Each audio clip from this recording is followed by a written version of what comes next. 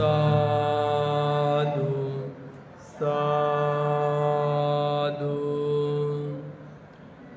नमो तस्स भगवतो अरहतो सम्मा सम्बुद्धस्स। नमो तस्स भगवतो अरहतो सम्बुद्धस्स। नमो तस्स भगवतो अरहतो सम्मा सम्बुद्धस्स। साधु साधु साधु।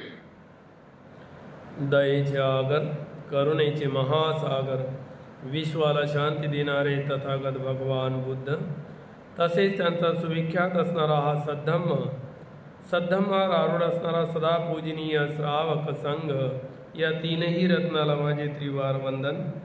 तसेच माझे गुरुवर्य आचार्य उपाध्याय यांना सुद्धा माझे त्रिवार वंदन। भारतीय घटनेचे शिल्पकार बोधिसत्व डॉक्टर बाबासाहेब आंबेडकर यांच्या उपकाराची जाण ठेवून सर्वांच्या प्रती मंगल मैत्री।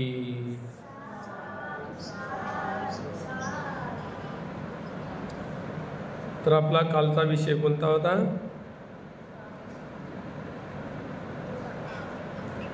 तिसरं शील, कामे सुमिच्छाचारा वेरमणी सिक्खापदं समादियामी, हे शील संपन्न झालेलं आहे।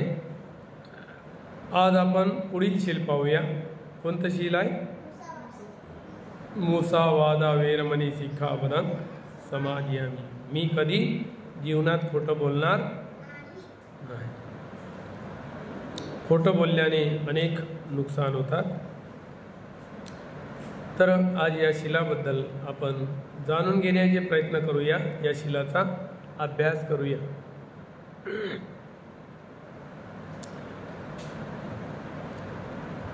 तर या शिलाबद्दल एक अशी गोष्ट आलेली आहे की एकदा एक भिक्खू एका गावावरून दुसऱ्या गावाकडे प्रचार हेतू, धम्माच्या प्रचार हेतू जात होते। ते बंदेजी दुसऱ्या गावाला जाण्यासाठी निघाले, तेवढ्यातच मधामध्ये एक गाव पडला आणि त्या गावामध्ये गेले आणि गावातून पुढे दुसऱ्या गावाला जाण्यासाठी निघाले, तेव्हा त्या गावाच्या शेवटी गेले तर रात्री अंधार झाला, ही वेळ झाली असेल। तेव्हा त्यांनी विचार केला की रात्रीची वेळ झालेली आहे आणि रात्रीला प्रवास करणे अंधारामध्ये योग्य नाही, म्हणून त्यांनी त्याच गावामध्ये विश्राम करण्याचा विचार केला। आता विश्राम कुठे करायचा? तर विश्राम करण्याकरिता कोणती जागा नाही, विहार नाही। त्या गावामध्ये शेवटीचं घर होतं, शेवटचं मकान होतं। त्या ठिकाणी दोनच पती पत्नी राहत होते, गरीब होते आणि निर्धन होते। त्यांच्या घरी काही खाप्याचे साधनं असं भरपूर सामुग्री काही नव्हतं। अशा वेळेस ते बंदेजी त्या घरी गेले आणि त्यांना रात्रभर विश्राम करण्याकरिता विचारणा करतात, उपासक, मला रात्रभरासाठी, एक रात्रीसाठी विश्राम करण्याकरिता सहारा मिळेल, जागा मिळेल? तेव्हा ते दोघे पती पत्नी एकमेकाच्या चेहऱ्याकडे बघतात, काय करायचं? तेव्हा ते आतमध्ये जाऊन विचारणा करतात की रात्रीची वेळ आहे, बंतेजीला पुढे जायचं आहे आणि अंधार आहे, या रात्रीच्या वेळी ते एकटे कसे जाणार अंधारामधून? म्हणून त्यांनी दोघांनी एकमत करून सहारा देण्याचा विचार केला. दोघांची एक रूम आणि किचन अशा प्रकारे छोटंसं झोपडं, त्यामध्ये वरून भंतीजीची व्यवस्था. त्याने एका रूममध्ये भंतीजीला गादी टाकून दिली, पाणी दिलं आणि ते आपल्या किचनमध्ये छोट्याशा रूममध्ये त्यांनीसुद्धा विश्राम केला. भंतीजी रात्रभर राहिले. सकाळी निघण्यासाठी विचार केला, आता निघणार. तेवढ्यातच त्यांना त्यांचे उपकार आठवण आले, ज्यांनी सहारा दिला, रात्रभरासाठी विश्राम करण्यासाठी जागा दिली. त्यांचे उपकार आठवले. भंतीजीच्या मनामध्ये दया आली, त्यांच्या कल्याणाची भावना उत्पन्न झाली, यांचं कल्याण झालं पाहिजे. म्हणून त्यांना काहीतरी आपणही द्यावं अशी इच्छा उत्पन्न झाली. तेव्हा भंतीजीजवळ द्यायला काहीच नाही आहे. द्यावं तर काय द्यावं? भंतीजी देणार तर काय? त्यांच्याजवळ जे धम्म आहे हा सर्वात महान धन आहे. म्हणून त्यांना बसवून धम्म देण्याचा विचार केला. तेव्हा त्यांना दोघांनाही जवळ बोलवलं आणि जवळ बोलवून त्यांना शील दिलं, पंचशील दिली. पंचशिलाबद्दल पहिले जाणकारी दिली की हा शील धम्म आहे. जर तुम्ही याचं आचरण केलं निश्चितच तुम्हाला लाभ होणार, तुमचं कल्याण होणार. शील त्यांनी घेतलं, परंतु शीलाची जाणकारी नाही, काय करायचं? मग भंतीजीने एक एक शील, एका एका शीलाचा अर्थ समजावून सांगितला. तेव्हा अर्थ समजून सांगितल्यावर चौथ्या शिलावर अर्थ सांगायला गेले. तेव्हा तो व्यक्ती म्हणतो, भंतेजी हे शील तर आम्हाला पालन करणे कठीण आहे. हे शील माझ्याकडून होणारच नाही, एकही शील पालन होणार नाही. शील पालन करणे शक्य नाही. भंतेजीनं वारंवार त्याला प्रेरित केलं, अरे करून तर बघा, तुमचं कल्याण होईल. करून तर बघा, तुमचं कल्याण होईल. एक एक शील समजावत गेले, वारंवार प्रेरित करत गेले, त्यांना प्रोत्साहन दिलं, हिंमत वाढवली की तुम्ही करू शकता, याच्यामध्ये तुमचं कल्याण समावलेलं आहे. त्यांनी नकारच देत गेले. दोघंही पती पत्नी म्हणाले की नाही, आमच्याच्यानं हे होत नाही. शेवटी त्याला भंतेजीनं सांगितले, ठीक आहे, नाही होत तर कम से कम एक शील तर पालन करू शकता, याच्यातलं नाही 5. एक शिलापासूनच सुरुवात करा. एक शील पालन करण्यात तुमची काही हरकत नसेल तर एक शील पालन करू शकता. त्याने वारंवार त्याला प्रेरित केल्यानंतर त्याने सांगितले, ठीक आहे, आता तुम्ही म्हणता तर एक शील पालन करण्याचा संकल्प करतो, पण हे शील पालन करू शकत नाही. भंतेजीने विचारलं, का बरं? शील पालन करणे हे लाभकारक आहे, हितकारक आहे, का करत नाही? तेव्हा त्यांनी सांगितलं की भंतेजी, गोष्ट अशी आहे की माझा जो व्यवसाय आहे तो आहे चोरी करण्याचा. मी चोर आहे, मी चोरी करून पोट भरत असतो, त्यामुळे हे शील मी पालन करू शकत नाही. आता तुम्ही वारंवार मला प्रेरित करत आहे, प्रोत्साहन देत आहे, तर एक शील पालन करण्याची तुम्हाला हमी देतो. ते मग एक शील कोणतं? चौथं शील कोणतं शील आहे? मी जीवनात कधी खोटं बोलणार नाही. मी मृषावादा म्हणजे खोटं बोलणार नाही, ही तुम्हाला हमी देतो. तुम्ही इतकं जोर देऊन सांगता तर एक शील पालन करण्याची हमी देतो, संकल्प करतो आणि निश्चित पालन करेन, प्रयत्न करीन. त्याने एक शील पालन करण्याची भंतेजीला हमी दिलेली आहे. 5ही शील पालन करू शकत नाही, मात्र एक शील त्यामधलं मी पालन करू शकतो. या भंतेजीला आनंद झाला की चला 5 शील पालन करत नाही, पहिल्यापासून सुरुवात होईल. त्याला जेव्हा जाणकारी होईल तेव्हा एक एक शील पालन करेल. त्या गृहस्थांनी एक शील पालन करण्याकरिता होकार दिला, तयार झाला. तेव्हा त्या भिक्षूने उपदेश केला, त्याच्या कल्याणाची भावना केली, आशीर्वाद दिला आणि निघून गेले. तर भंतेजी गेल्यानंतर नेहमीप्रमाणे त्याचा जो व्यवसाय आहे तो रात्रीच्या वेळेला चोरी करण्याच्या हेतूने बाहेर पडतो, निघून गेला. आणि चोरी करण्याकरिता अंधाराच्या आडोशाने एका राजमहालाच्या भिंतीच्या बाजूला अंधारात बसला. त्याच दिवशी अचानक राजा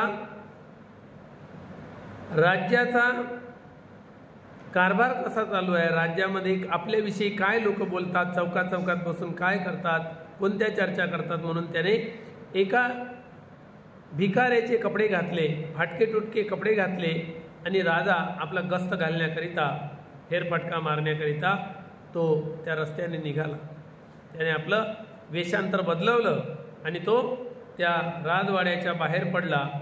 तेव्हा त्या राजवाड्याच्या बाहेर पडल्यावर त्याला अंधाराच्या आडोशाने, भिंतीच्या आडोशाने बसलेला एक व्यक्ती दिसला. चालता चालता त्याने बघितलं आणि विचारलं त्याला, तू कोण आहे? त्या गृहस्थाला राजाने विचारलं, तू कोण आहेस, काय करतो इथे अंधारामध्ये, तू काय करतो? त्या गृहस्थाने विचार केला की आता काय सांगू, खरं बोलू की खोटं बोलू. आणि खोटं बोलतो तर भंतेजीला वचन दिलं, सत्य तर बोलावंच लागेल. म्हणून त्याच्यावर मोठी समस्या आली, कारण त्याने खरं बोलण्याची प्रतिज्ञा घेतल्यामुळे. त्याने सांगितले की मी चोर आहे आणि चोरी करण्याच्या उद्देशाने या भिंतीच्या बाजूने बसलो आहे, चोरी करण्याच्या उद्देशाने मी बसलो आहे. तेव्हा त्याने विचारलं जाता जाता की तू चोरी करणार कुठे, कुठे चोरी करणार? आता सत्य बोलतच जावं लागेल एक एक शब्द, कारण तो भिकारी विचारत आहे. भिकाऱ्याचा रूप घेणारा राजा, वेशांतर करणारा त्याला विचारते, तर तो चोरी कुठे करणार?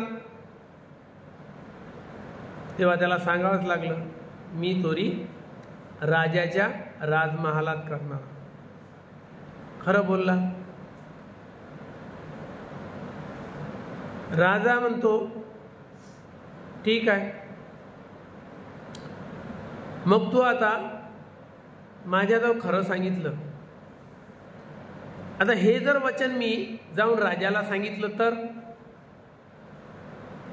तो घाबरला आणि म्हणाला, नाही नाही, तुम्ही असं करणार नाही. का करणार नाही सांगू शकतो? नाही असं सांगू नका. हातपाय जोडू लागला. तो म्हणाला, ठीक आहे, मी नाही सांगत, पण माझी एक अट आहे. काय अट आहे सांगा?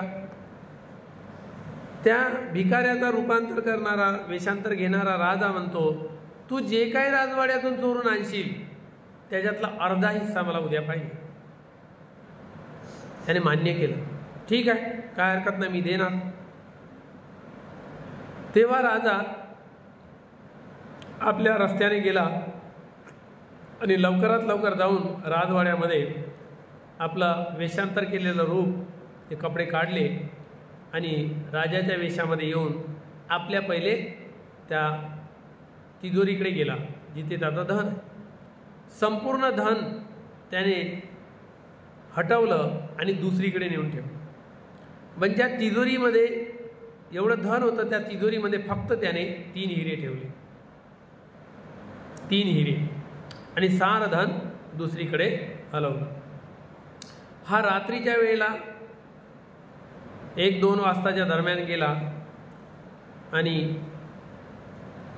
त्या ज्या ठिकाणी त्याचं धन होतं पूर्वी त्या ठिकाणी तो गेला आणि त्याची तिजोरी खोलून पाहतो तर त्यामध्ये 3 हिरे दिसले.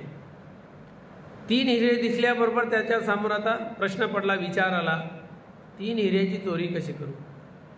कारण ज्या व्यक्तीने मला शर्त ठेवलेली आहे त्याला द्यायचं आहे. 3 हिऱ्याचे अर्धे अर्धे होऊ शकत नाही. मग काय करायचं? त्याने 2च हिरे चोरी केले, 1 हिरा तिथेच ठेवला. कारण सत्य बोलणारा इमानदार चोर आहे, तर त्याने आपली इमानदारी दाखवली की वाटणी झाली पाहिजे आणि सत्यही टिकलं पाहिजे. म्हणून त्याने चोरी करताना फक्त 2 हिऱ्याची चोरी केली, 1 हिरा तिथेच ठेवला. नंतर तो चोरी करून निघून गेला. दुसऱ्या दिवशी पुन्हा चोरी करण्याच्या उद्देशाने तो त्याच जागी लपला. कारण त्याला माहीत होतं की हा व्यक्ती येणार, मला मागायला इथेच येणार, त्याची वाटणी द्यायला लागत नाही तर राजाला जाऊन सांगेल तर आपलं काही खरं नाही, आपला प्राण तर असाच चालला जाईल, राजा दंड देणार, वध करेल. म्हणून तो भयभीत झाला. तेव्हा तो रात्रीच्या वेळेला चोरी करण्याच्या उद्देशाने त्याच ठिकाणी जाऊन दडून बसला. पुन्हा राजा आपलं वेषांतर केलं आणि फाटके तुटके कपडे भिकाऱ्यासारखे घालून तो पुन्हा त्याच मार्गावर निघाल्यानंतर हा पुन्हा तिथेच दिसला आणि त्याला विचारणा केली, का रे बा, तुला मी काल सांगितलं होतं, तू मला वचन दिलं की अर्धा हिस्सा देणार, माझा हिस्सा मला दे. तेव्हा त्याने सांगितलं की मी चोरी तर केली, पण त्या चोरीमध्ये त्या राजाच्या तिजोरीमध्ये फक्त 3 हिरे होते, काही मिळालं नाही. पण 3 हिऱ्याची वाटणी होणार नाही म्हणून मी 2च हिरे आणले, 1 हिरा तिथेच ठेवला आणि 1 हिरा तुम्ही ठेवा, 1 हिरा मी ठेवतो. सत्य बोलत आहो, खोटं बोलत नाही. या प्रकारे त्याची सत्यता कळली. तो आपल्या चोरीच्या हेतूने दुसरीकडे निघून गेला. राजा आपल्या राजवाड्यात गेला आणि पाहतो त्या तिजोरीमध्ये खरंच 1 हिरा आहे. 2 हिरे त्याने नेले, 1 हिरा आहे. त्यानंतर दिवस निघला. दिवस निघाल्यानंतर राजा त्या तिजोरीजवळ जातो आणि पाहतो तर 1 हिरा आहे. नंतर आपल्या नोकरा चाकरांना, अमात्यांना सांगतो की जाऊन बघा, सगळीकडे तपास करा की काही राजवाड्यात कोणी काही केलेलं आहे का. तेव्हा तो अमात्य जातो आणि त्या ठिकाणी पाहतो तर सर्व कपाट खुलं आहे. त्या कपाटामध्ये फक्त 1 हिरा आहे. त्याने विचार केला अमात्याने की इथलं सारं धन गेलेलं आहे, 1च हिरा आहे. मग हा 1 हिरा राजाला थोडा कळणार आहे. 1 हिरा होता, धरला आणि त्याने आपल्या खिशामध्ये टाकला आणि राजाला जाऊन सांगतो, महाराज, संपूर्ण तिजोरी खाली आहे, अलमारीमध्ये काही धन नाही आहे, सर्व चोरीला गेलेलं आहे.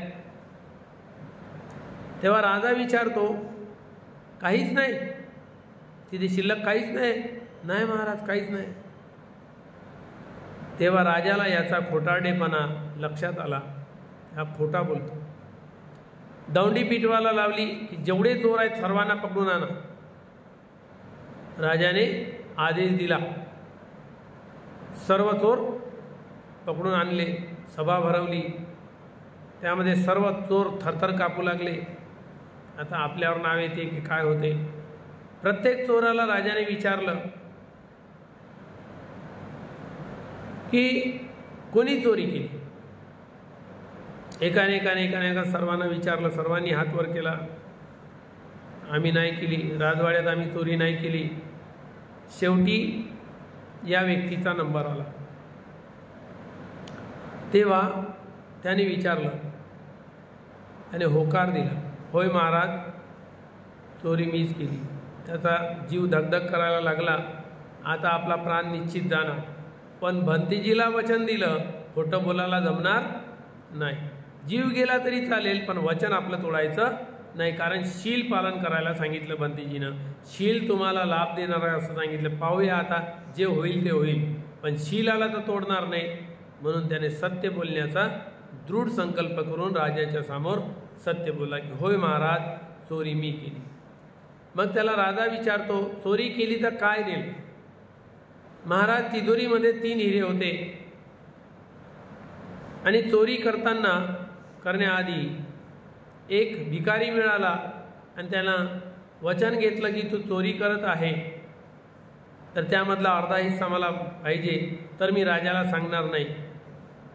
मी त्याला अर्धा हिस्सा दिला, त्याला चूप राहण्याकरिता की राजाला सांगू नकोस. तर मी 2 हिरे नेले, 1 हिरा तिथेच होता. तेव्हा त्याची सत्यता राजाला कळली की चोर असून सत्य बोलतो आणि माझा अमात्य इतक्या वर्षापासून माझ्याजवळ आहे, पण हा खोटा बोलतो, मला फसवतो खोटं बोलून. या प्रकारे राजाच्या निदर्शनामध्ये त्याची खोटारडेपणा आणि चोराचा खरेपणा आला. तेव्हा त्याचा जो प्रधान होता त्या प्रधानाला बोलवलं आणि राजाने बोलवून विचारले की चोर जे बोलत आहे, सत्य बोलत आहे, 1 हिरा कुठे आहे? तेव्हा त्याची तपासणी केली. तपासणी केल्यावर त्याच्या खिशामध्ये तो हिरा आढळला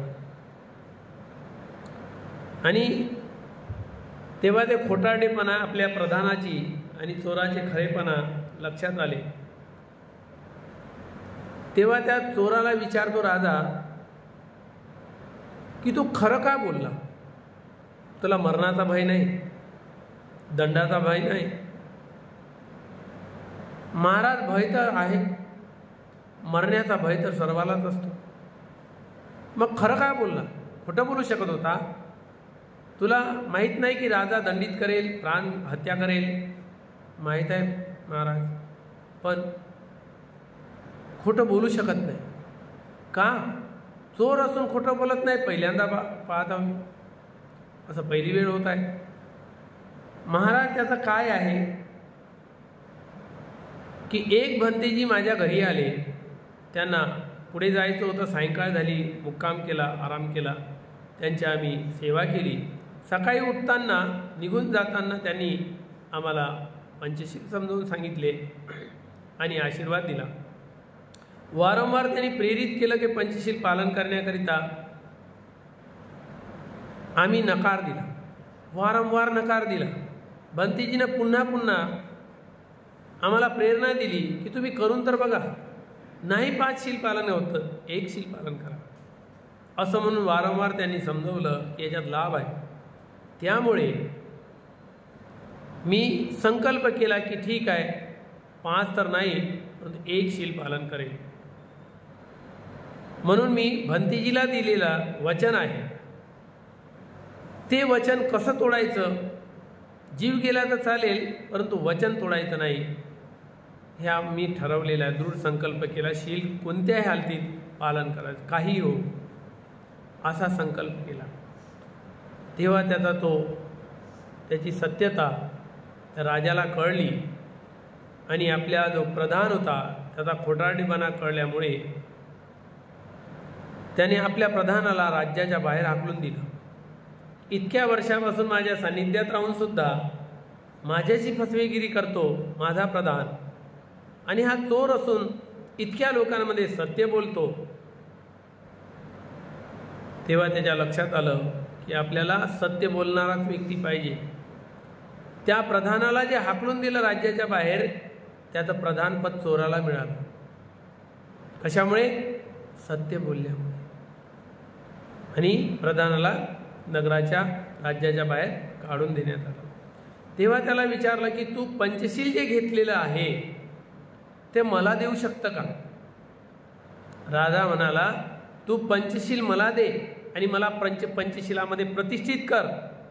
तू लागत नाही एकच शील पालन कर, काही हरकत नाही. पण तू भंतेजीकडून पंचशील घेतलं, मला पण पंचशील दे. मी पंचशील घेऊन पंचशिलामध्ये आचरण करत मी राज्य चालवेन आणि तू एक शील पालन करत राज्यात माझा साथ दे. तो म्हणाला नाही महाराज, एका शिलानं मला जर प्रधानपद मिळू शकते सत्य बोलल्याने, 5 शिलाचं पालन केलं तर काय होईल? माझं कल्याणच होईल. म्हणून महाराज मी आजपासून पुन्हा एक संकल्प करतो की भंतेजीनं दिलेलं पंचशील दैनंदिनी जीवनामध्ये मी सदैव पालन करीन आणि मी माझं मंगल करीन आणि तुमच्याशी प्रामाणिकपणाने वागून शिलाचं आचरण करून जीवन जगेल. मी कुणाचं कधीही नुकसान करणार नाही. 5 शिलाचं पालन करत मी जीवन यापन करेल. एका शिलामुळे जर मला एवढा लाभ होऊ शकते तर 5 शील पालन केल्याने तर मग मला भरपूर काही लाभ होऊ शकते. एक शील पालन केल्यामुळे त्याला प्रधानपद मिळालं, त्याच्या घरामध्ये सुधार झाला. तर हे भंतेजीनं प्रेरणा दिली एका शिलाबद्दल. तू एक शीलचं पालन करून तर बघ, एकच शील पालन कर. एका शिलामुळे जर त्याला चोराला प्रधानपद मिळू शकते तर आपण जर दैनंदिनी जीवनामध्ये जर पंचशील पालन करण्याचा दृढ संकल्प करून जर ते पालन केलं तर आपल्याला किती लाभ मिळू शकेल याचा अंदाज नाही आहे. इतकं कल्याणकारक शील आहे. म्हणून शिलामुळे शिलेन भोग संपदा, शिलेन निब्बान निभूती, शिलेन सुगती अंती. शिलाचं पालन केल्यामुळे भोग्य संपदा प्राप्त होतो. शिलाचं पालन केल्यामुळे निर्वाणाचा मार्ग मोकळा होतो. शिलाचं पालन केल्यामुळे मर्ताक्षणी कधीही दुर्गती होत नाही. अंती सुगती अंती, आखरीच्या क्षणी सुगती प्राप्त होत असतो. तर अशा प्रकारे आपण या पंचशिलाचं पालन करून काटेकोरपणाने दृढ संकल्प करून पालन करावं. त्याला टाळाटाळ करू नये, अप्रमाद करू नये. म्हणून शील दिल्यानंतर शेवटी सांगितले जाते अपमादेन संपादित. अप्रमादाने पंचशिलाचं पालन करा, संपादन करा, ते तुम्हाला लाभदायक आहे. म्हणून अशा प्रकारे समजावून दिलेलं आहे. तर या पंचशिलाच्या बलाने आपलं मंगल हो, कल्याण हो. या चोराला जसा लाभ झाला तर आपण दैनंदिनी जीवनामध्ये जर याचं काटेकोरपणाने पालन केलं निश्चितच आपल्याला चांगल्या प्रकारे लाभ होईल, आपलं कल्याण होईल आणि कल्याण हो अशी मंगलाची कामना करतो. इथेच मी माझे उर्वरित शब्द थांबवतो. सर्वांचे मंगल हो, सर्वांचे कल्याण हो, दुःखातून भयातून रोगातून मुक्त हो. आज जे काही आपण पुण्यकर्म अर्जित केलेलं आहे, बुद्ध धर्म संघाच्या गुणाची पूजा करून, 7ही सम्यक संबुद्धाची पूजा करून, वज्रासनाची पूजा करून, 7 निमित्ताची पूजा करून, बोधिवृक्ष वंदना करून, चैत्य वंदना करून, सूत्तपठन करून, अनंताची वंदना करून, भगवान बुद्धाला जलदान करून, धम्मश्रवण करून जे काही महान पुण्याचा भागीदार बनलेला आहो ते पुण्यकर्म आपण सर्वप्रथम 4ही दिशेला असणाऱ्या देवतागणांना अनुमोदन करूया. या पुण्यकर्माच्या बलाने 4ही दिशेतील देवतांना श्रद्धाशील श्रुत त्याग प्रज्ञा प्राप्त हो. 4ही दिशेतील देवता बुद्ध शासन चिरस्थायी ठेवण्यासाठी मदत करो. 4ही दिशेतील देवता तुम्हा सर्वांना धार्मिक सुरक्षा प्रदान करो. 4ही दिशेतील देवतांना बुद्धाच्या शासनामध्ये उत्तम 4 आर्य सत्य साक्षात करण्याचे भाग्य मिळो. साधु साधु साधु. यानंतर या पुण्यकर्मातला काही वाटा आपण त्या लोकांना अनुमोदन करूया जे लोक सदैव आपल्यावर अनुकंपा करतात, कल्याणाची भावना करतात, आपलं हित चाहतात, आपलं कल्याण चाहणारे कल्याण मित्र, आपले गुरुजन, आचार्य, उपाध्याय, जन्म देऊन महान उपकार करणारे उपकारकर्ता, माता पिता, संकटकाळी मदतीला धावून येणारे ज्ञातिगण, 4 प्रत्ययाने भिक्षू संघाची सेवा करणाऱ्या उपासक उपासिका, या सर्वांपर्यंत हे पुण्यकर्म पोहोचो। या पुण्याच्या बलाने त्यांच्यावर येणाऱ्या साऱ्या आपत्ती विपत्ती दुःख भयरोग नष्ट हो। त्यांच्या उद्योगधंद्यामध्ये व्यवसायामध्ये अभिवृद्धी हो। ते बुद्ध शासनामध्ये राहतो। त्यांना श्रद्धाशील श्रुत त्याग प्रज्ञा प्राप्त हो। सिद्धार्थ गौतम बुद्धाच्या शासनामध्ये उत्तम 4 आर्य सत्य साक्षात करण्याचे भाग्य मिळो। साधू संपूर्ण विश्वातील दृश्य अदृश्य प्राणी मात्राविषयी मंगल मैत्री करूया। आपल्या कुळातील कालगत झालेल्या लोकांच्या प्रती मरण पावलेल्या लोकांच्या प्रती सुगतीची कामना करून या पुण्यामध्ये सहभागी करून पुण्यानुमोदन करूया। घटिकारो ब्रह्मराजा इमं पुण्यानुमोदतु सको देवानमिन्दो इमं पुण्यानुमोदतु विसकम्मो देवभूतो इमं पुण्यानुमोदतु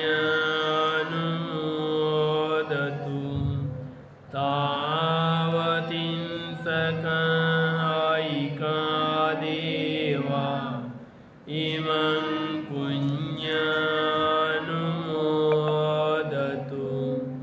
पुण्यं तन्ननुमोदित्वा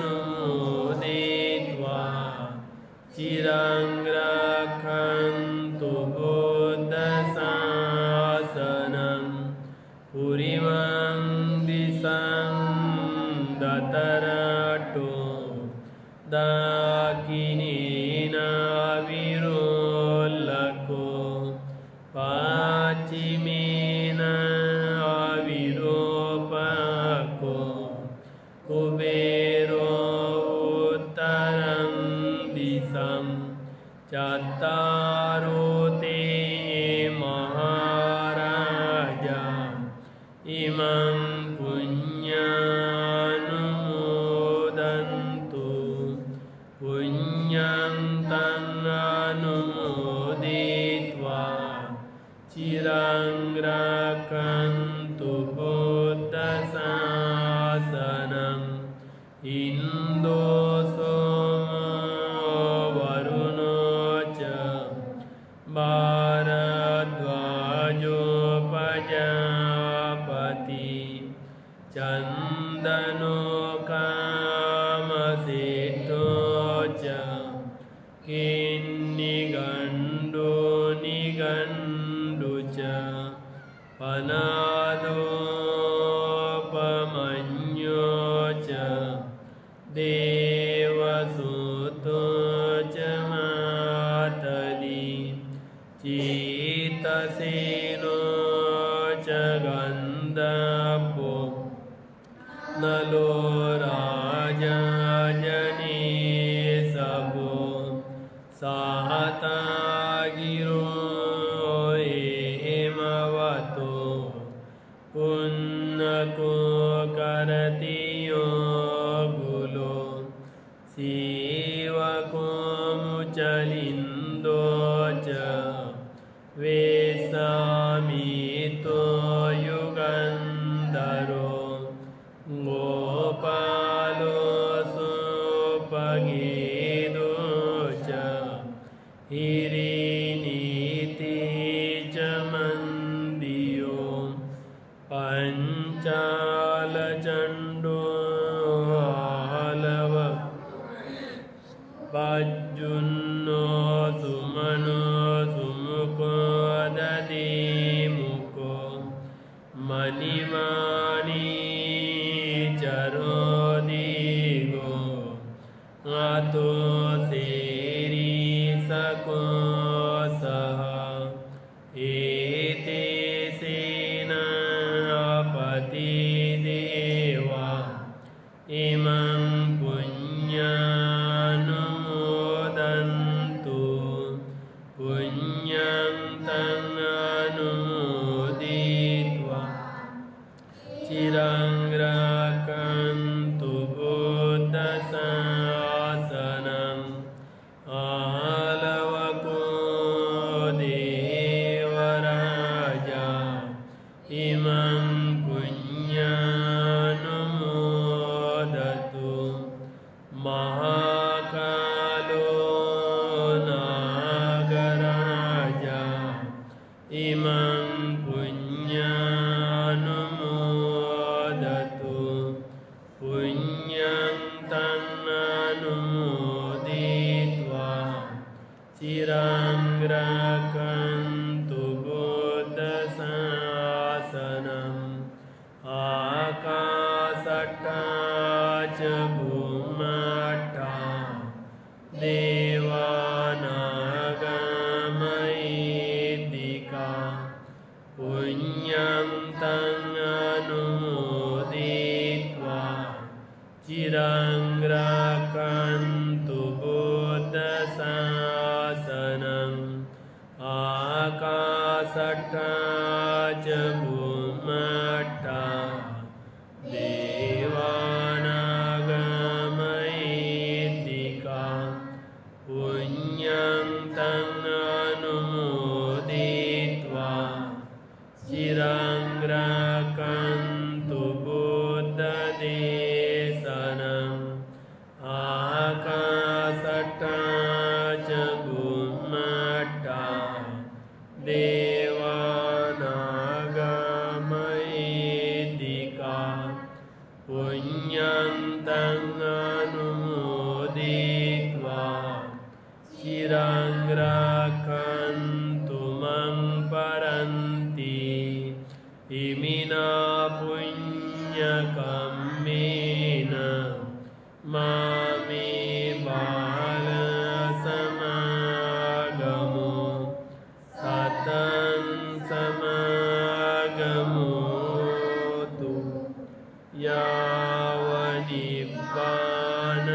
यावनिब्बानपतिया इदं मे पुण्यं नासवाकय वहं होतु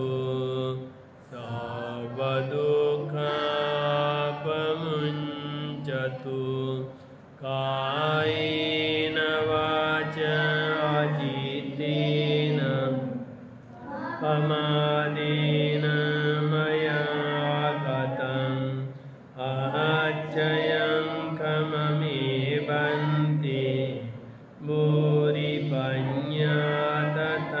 भूरिपञ्ज्ञातथागतम् कायेन वाचा जितेन प्रमादेन मया गतम् अहच्चयं कममेदं